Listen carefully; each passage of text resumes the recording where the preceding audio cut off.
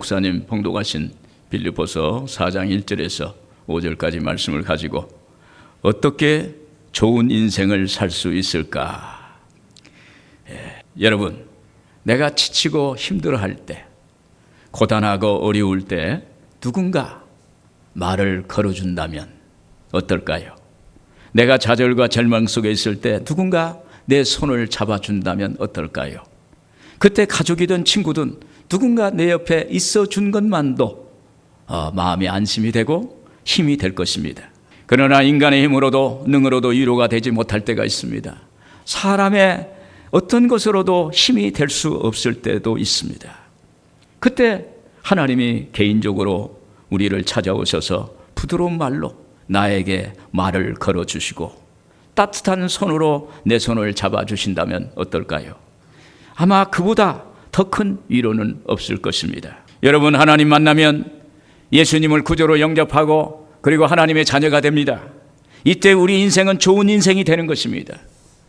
좋은 인생이란 하나님을 나의 아버지로 삼고 그 아버지께서 내 인생의 시작부터 끝까지 나를 인도해 주시고 책임져 주시는 인생이 좋은 인생이 되는 것입니다. 오늘 여러분들이 좋은 인생을 살기를 바랍니다. 오늘 본문은 빌립보 교회가 어려운 문제에 부딪혀서 위기에 있을 때 바울 사도가 빌립보 교인들에게 전하는 편지입니다. 바울은 빌립보 교회를 세운 개척자입니다. 그래서 바울 사도가 빌립보 교인들에게 목자의 심정으로 그들에게 안타깝게 바라보면서 신앙적으로 다시 일어서라, 다시 일어서라고 이렇게 권면하는 내용입니다. 저는 지난 월요일 이번 주 설교를 어떤 말씀으로 전할까 고민하고 기도하고, 그런데 오늘 이 말씀이 저에게 떠올랐어요. 그래서 우리 인생이 좋은 인생이 좀 되었으면 좋겠다. 할렐루야. 좋은 인생 되기를 바랍니다. 그래서 어떻게 하면 우리가 좋은 인생을 살 수 있을까요? 먼저 주 안에서 좋은 관계를 가질 때 가능한 것입니다. 1절 2절을 보시면, 그러므로 나의 사랑하고 사모하는 형제들, 나의 기쁨이요 면류관인 사랑하는 자들아, 이와 같이 주 안에 서라. 내가 유오디오를 권하고 순두개를 권하노니 주 안에서 같은 마음을 품으라. 바울 사도는 빌립보 교인들을 전도해서 양육했기 때문에, 다시 말하면 영적으로 낳은 자녀들이기에 빌립보 교인들을 나의 사랑하고 사모하는 형제들, 나의 기쁨이요 면류관인 사랑하는 자들, 이렇게 표현하고 있습니다. 그런데 이런 바울 자신에게 최고의 선물 같은 유오디아와 순두개라는 그 여성들이 교회 안에서 대립하고 반목한다는 소식을 들었습니다. 유오디아와 순두개는 교회에서 평신도 여성 지도자였습니다. 그러니까 그들의 문제가 바울에게도 전해졌어요. 그러니까 심각한 문제라고 인식할 수밖에 없는 것입니다. 여러분, 예수 믿는 사람도 사람이기에 이성도 감정도 다 갖고 있는 것입니다. 우리가 예수 믿으면 늘 참아라, 늘 기도하라, 늘 자신을 십자가에 못 박으라고 합니다. 그런데 안 돼요. 안 될 때가 있어요. 머리로는 이해가 되는데 마음으로는 다가오지 않아요. 그래서 행동으로 이어질 수가 없는 것입니다. 여러분, 우리가 예수 믿고 살면서 가장 어려운 문제가 무엇일까요? 믿음 생활에서 가장 중요하고 지대한 영향을 미치는 것이 바로 인간관계입니다. 인간은 혼자 살 수 없어요. 혼자 할 수도 없고 지탱할 수도 없는 것이 인간의 존재입니다. 그래서 하나님은 아담을 만드시고 하와를 만드셔서 가정을 만들어 주시고 인간관계를 만들어 주셨어요. 그래서 인간의 가장 기초적인 것이 인간관계예요. 인간관계를 잘해야 좋은 인생이 되는 거예요. 할렐루야. 오늘 여러분, 인간관계가 좋아요. 이럴 때 좋은 인생이 될 수가 있습니다. 예수님도 십자가에 못 박히기 전 제자들의 발을 씻겼습니다. 그러자 베드로는 스승이 예수님께서 자기 발을 씻는다고 그러니까 내 발을 절대로 씻을 수 없습니다. 그때 예수님이 베드로에게 말합니다. 네 발을 씻지 않으면 너와 나와 상관이 없다. 그러니까 베드로가 깜짝 놀래가지고 예수님, 머리부터 발끝까지 다 씻어주세요. 그때 예수님께서 말하는 것입니다. 이렇게 너에게 세족식 하는 것은 섬김의 본을 보이는 것이다. 섬기라. 이렇게 말씀하셨어요. 우리는 사람인지라 아무리 섬김의 마음을 가지려고 애를 써도 그 사람 얼굴만 보면 기분이 싹 사라지는 거예요. 여러분, 이런 모습이 내 모습이고 모든 인간의 한계입니다. 그래서 바울 사도가 이런 답을 제시합니다. 1절에 이와 같이 주 안에 서라. 2절에 주 안에서 같은 마음을 품으라. 이 말씀은 빌립보 성도들에게 예수님을 향해서 같은 방향으로 바라보라는 거예요. 여러분, 같은 마음 가지려면 한 방향을 바라보고 그것을 향해서 눈길을 주어야 되는 것입니다. 제가 가끔 주례를 하는데 그때마다 잊지 않고 하는 말은 부부가 되면 서로 마주만 바라보지 말고 나란히 서서 같은 방향을 바라보십시오. 이렇게 이야기합니다. 여러분, 서로 마주보면 서로의 장점보다는 단점을 먼저 보게 되는 것입니다. 우리 믿음의 사람이 함께 바라봐야 할 방향은 예수님이에요. 우리가 함께 바라봐야 할 방향은 십자가예요. 우리가 함께 바라봐야 할 것은 교회입니다. 우리의 믿는 사람의 최고의 가치인 예수님 바라볼 때 우리 내면에 적어도 나는 예수님 믿는 사람답게 살자, 그런 인생관이 만들어지는 거예요. 적어도 십자가 중심으로 살자, 적어도 교회 중심으로 살자, 이러한 생각을 갖게 되는 것입니다.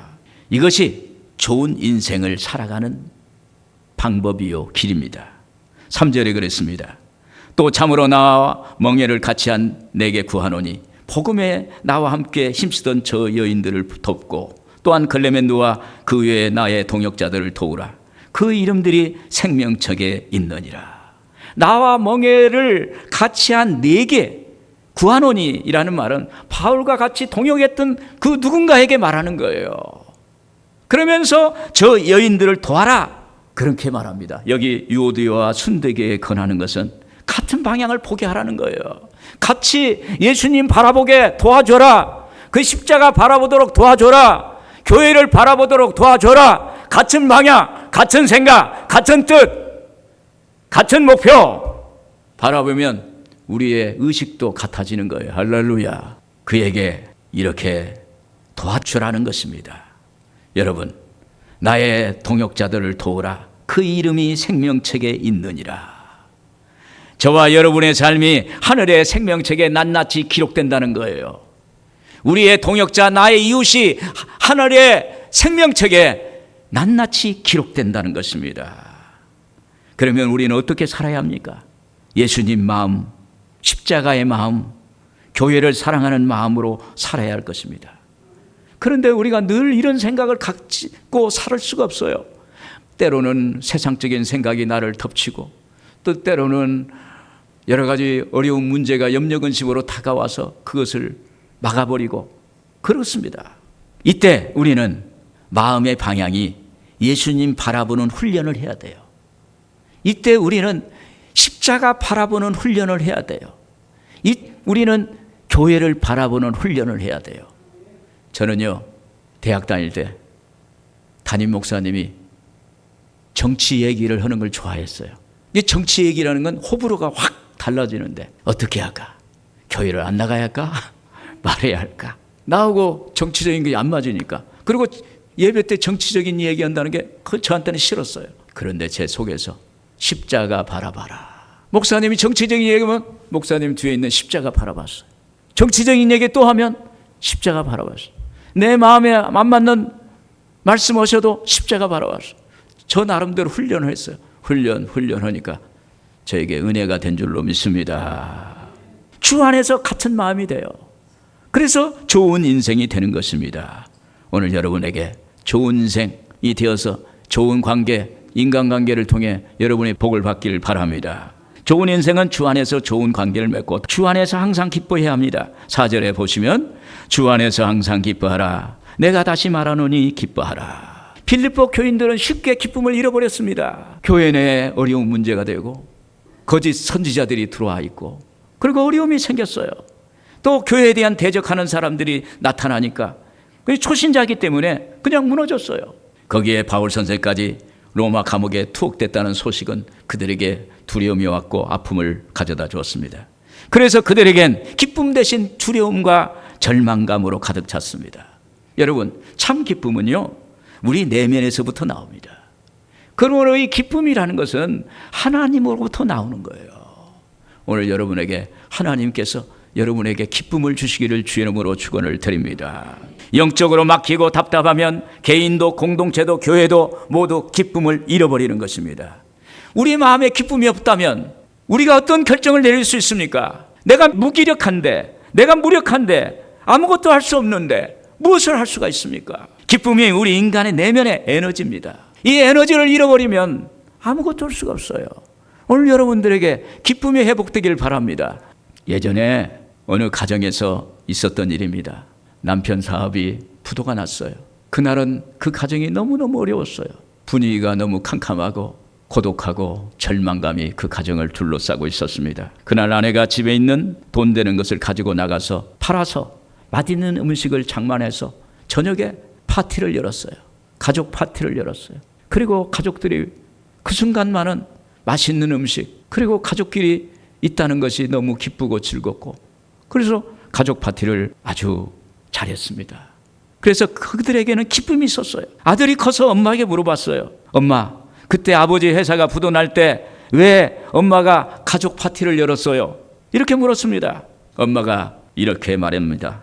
애야, 그때 아빠 엄마는 정말 어렵고 슬펐단다. 그때 우리 가족에겐 무엇보다도 기쁨이 필요했어. 그래서 맛있는 음식을 차리고 할 수 있는 한 기쁨을 가지려고 했단다. 할렐루야. 얼마나 지혜스러운 엄마의 그 마음입니까? 절망이 있을 때 뭔가 기쁨을 만들어내는 그러한 삶의 지혜가 필요한 것입니다. 여러분, 삶의 에너지가 기쁨입니다. 이 기쁨은 하나님이 주십니다. 이 기쁨이 있어야 우리가 살아갈 수가 있어요. 이 기쁨을 어떻게 회복할 수 있습니까? 하나님께 회개하고 기도하는 거예요. 찬양하는 거예요. 그때 하나님이 위로부터 내려오는 기쁨이 임하는 역사가 나타나게 되는 것입니다. 주님이 말씀하십니다. 주 안에서 항상 기뻐하라. 내가 다시 말하노니 기뻐하라. 기쁨을 붙잡아라. 기쁨을 붙잡아라. 그러면 좋은 인생이 된다. 오늘 우리에게 이렇게 말씀하고 있는 것입니다. 여러분, 이 세상에 주는 기쁨은 순간입니다. 요즘 트롯 열풍이 막 불잖아요. 임영웅이 말을 하면 이렇게 부부간에 앉아 있어도 저 사모님이 임영웅에 대해서 이렇게 텔레비에 눈이 쏙 빠지니까는 남편이 싫어가지고 밖으로 나간다는 거예요. 그러니까 요즘 유행가가 주는 기쁨이 있다고 거기를 찾아다녀요. 그런데요, 여러분, 세상 유행가는 잠시 잠깐이에요. 세상에 주는 기쁨은 내 건강의 문제, 물질 문제, 내 미래의 문제, 자녀의 문제, 내 인생의 근본적인 문제를 해결할 수가 없어요. 오직 그것을 해결할 수 있는 것은 예수 그리스도 하나님밖에 없는 줄로 믿습니다. 하나님이 주시는 기쁨은 상처받은 영혼을 회복시켜주고 내 영혼에 힘을 주시는 것입니다. 시편 139편 3절에 내가 간구하는 날에 주께서 응답하시고 내 영혼에 힘을 주어 강하게 하셨나이다. 내 영혼에 힘을 주어서 강하게 하셨나이다. 그래서 하나님 앞에 우리는 좋은 인생이 되는 거예요. 하나님이 주시는 기쁨과 평안은 세상이 주는 것과 다릅니다. 요한복음 14장 27절에 평안을 너희에게 끼치노니 곧 나의 평안을 너희에게 주노라. 내가 너희에게 주는 것은 세상에 주는 것 같지 아니하니라.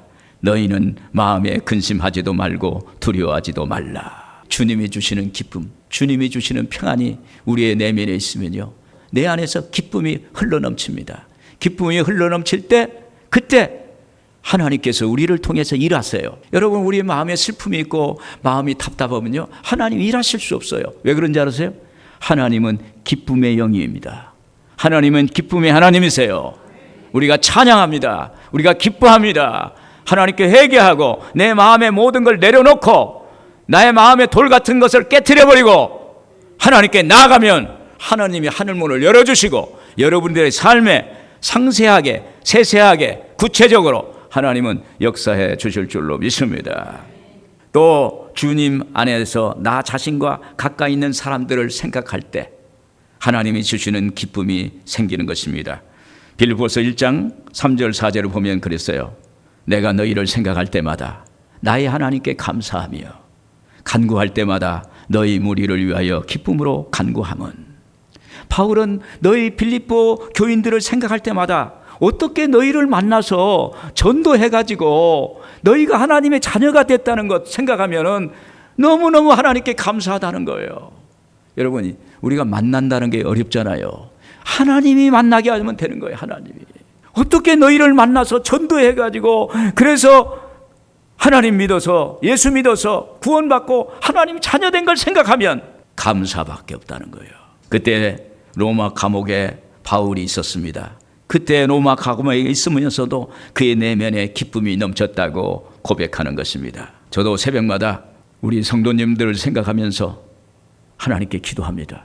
그때 저에게 다가오는 하나님의 감격을 주세요. 어쩌다가 우리 교회에 이렇게 귀한 분들을 만나게 하시고 귀한 분들을 섬기게 하셨습니까? 그냥 감동이 오고 감격을. 제 눈에서 눈물이 나요. 그때 감사가 나면 어때요? 제 마음속에 기쁨이 솟아오르는 거예요. 할렐루야.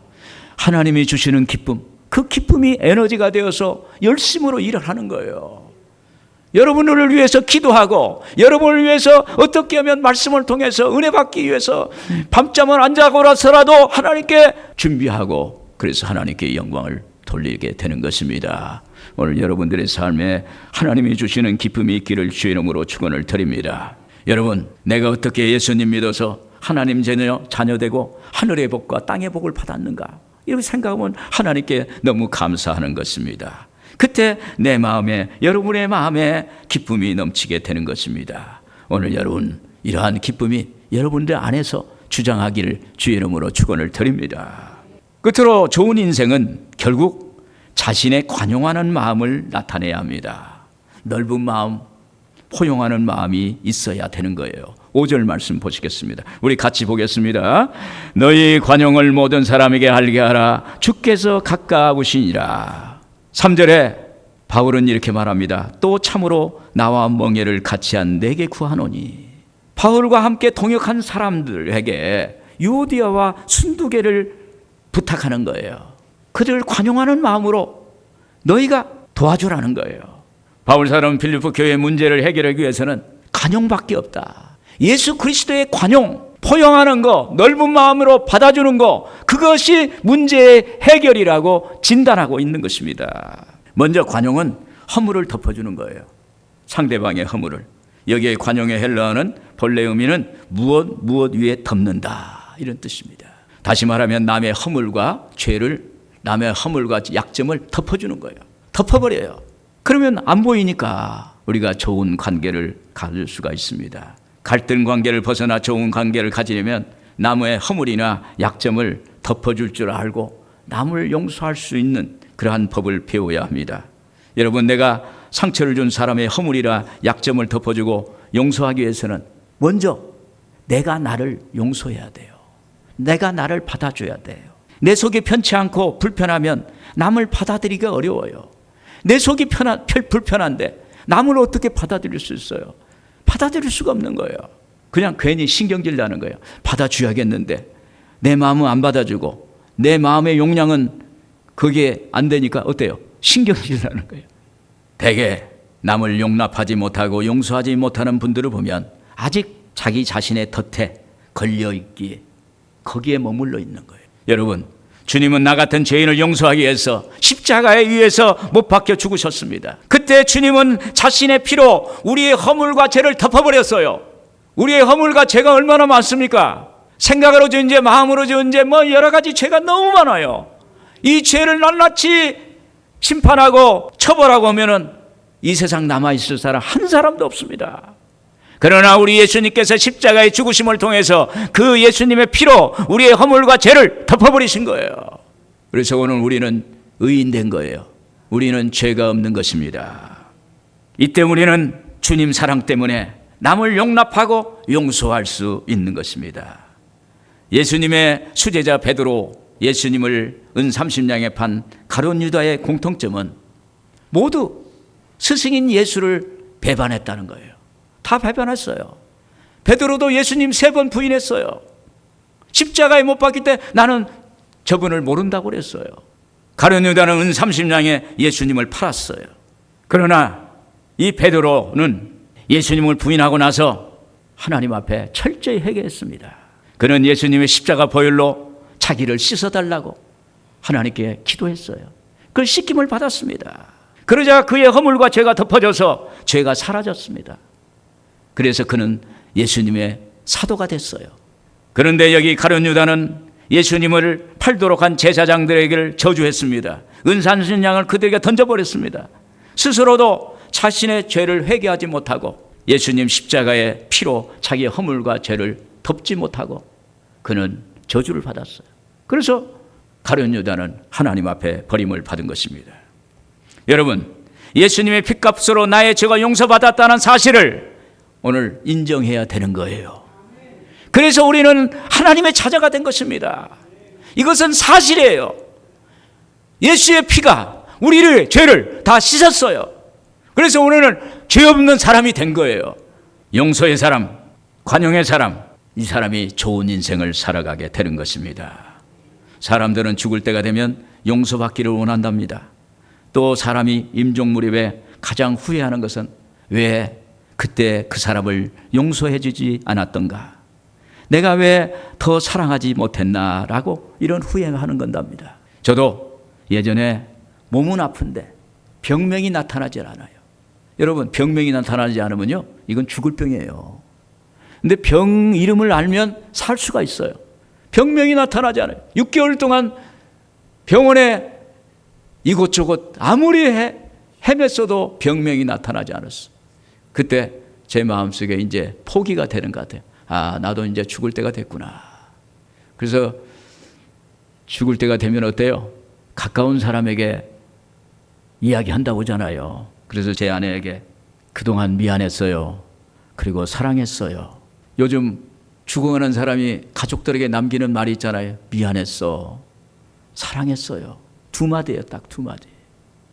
저도 마음을 내려놓으니까 그 말을 하게 되더라고요.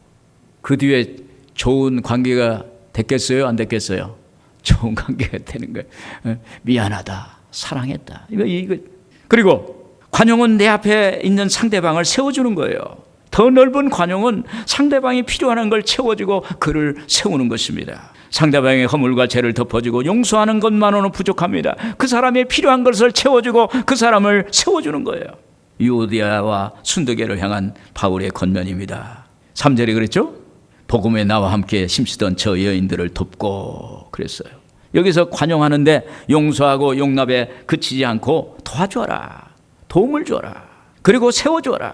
오늘 말씀에 너희 관용을 모든 사람에게 알게 하라. 주께서 가까우시니라. 이 뜻은 주님이 가까우신다는 건 주님의 재림이 임박했으니까 정신 차리고 용서하고 도와주고 세워주고 좋은 일 하고 그리고 좋은 관계를 가져라. 예수님 믿는 모습을 살아라. 오늘 그것을 우리에게 권면하는 것입니다. 또 주께서 가까우시다는 것은 주님이 우리 가까이 계시다는 거예요. 여러분, 주님이 내 옆에 있으면 어때요? 내가 상대방 미워하는 마음 갖겠어요? 상대방을 욕을 하겠습니까?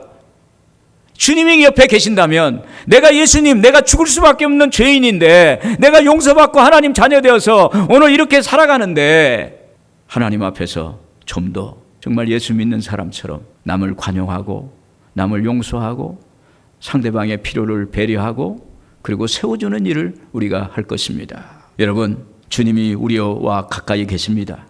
서로 세워주고 도와주세요. 좋은 인생을 사시기 바랍니다. 언젠가는 우리는 이 땅을 떠나게 될 거예요. 그때 주님 앞에 결산할 것입니다. 기다리는 아버지라는 책에서 저자는 이런 이야기를 합니다. 저자의 어린 아이들을 큰 거울 앞에 세워둔 적이 있었다고 합니다. 처음 아이는 거울 속에 자기 모습을 알아보지 못했어요. 나이가 어리기 때문에 아직도 사물을 보는 것이 더디기 때문에 자기인지를 몰라요. 거울 앞에서 자기가 왔다 갔다 합니다. 어린 아들이 왔다 갔다 해요. 한참 왔다 갔다 하더니 눈을 깜빡깜빡 하더니 뭔가 알아챈 것 같아요. 옷도 자기 옷도 비슷하잖아요. 거울에 비치니까. 또 자기 손에 있는 장난감도 똑같은 거거든. 그 보니까 거울을 봤다가 자기를 봤다가 그러다가 아이가 얼굴 표정이 완전히 바뀌었어요. 아이가 자기와 거울 속의 아이가 같다는 것을 알게 됐어요. 아이가 바로 나구나. 거울 속에 있는 아이가 바로 나구나. 이렇게 알아채는 것이었습니다. 저자는 이 이야기를 생각해 보면 우리도 그럴 것 같다 이렇게 말합니다. 여러분, 우리도 예수님 믿으면서 다른 믿음의 사람, 다른 사람의 믿음을 말합니다. 다른 사람을 이야기해요. 그러다가 어느 순간에 표정이 바뀝니다. 갑자기 내가 바로 저기 저 사람이지, 다른 누가 아닌 내가 저 사람이지. 우리가 그러잖아요. 우리 애들 보면, 자식들 보면, 개구장에 오면 아빠가 볼 때 내가 저 모습이었어. 내가 저렇게 개구장이었어. 그 모습이었는 거예요. 여러분, 사람은요 살아가는 방식이 똑같아요. 얼굴만 다를 줄 아는지 삶을 살아가는 이 행태, 모양, 이러한 방식들은 다 비슷비슷해요. 거기서 거기에요. 누가 누구에게 돌을 던질 수 있습니까? 여러분, 하나님은 우리에게 구원의 은혜를 주셨어요. 그리고 하늘과 땅의 모든 권세를 우리에게 주셨다고 그랬어요. 하늘의 상속자로 우리를 삼아 주셨다고 그랬습니다. 좋은 인생을 주신 것입니다. 사람 때문에, 인간관계 때문에 나에게 주어진 좋은 인생을 놓치지 마시기 바랍니다. 나에게 하나님이 주신 이 좋은 인생, 그걸 상대방 때문에 내 마음을 관리하지 못해서 그걸 놓쳐버리는 인생이 된다면 얼마나 슬픈 인생입니까? 여러분, 예수님 생각하시고 기쁨을 해보시길 바랍니다. 그 기쁨으로 남을 간용하고 그리고 남을 세워주고 좋은 인생을 살아가는 오늘 여러분들 되기를 주님의 이름으로 축원을 드립니다.